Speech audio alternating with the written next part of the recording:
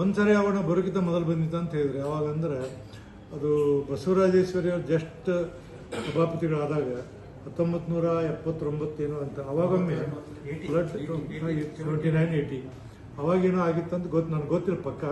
But ಇವತ್ತು ಏನು ಹೇಳ್ದು ನಾನು ನಿಮ್ಗೆ, cabinet is supreme. Whatever the decision taken by the cabinet ಈ should be binding for us also.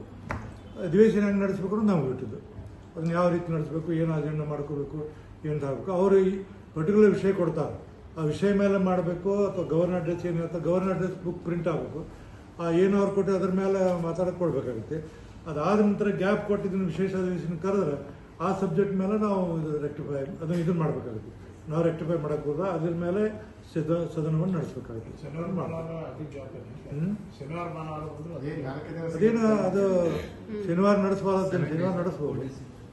ನಾ ಹೇಳಿದ್ನಲ್ರಿ, it all depends upon the cabinet. Cabinet is supreme. Whatever the decision taken by the cabinet, it is binding for all.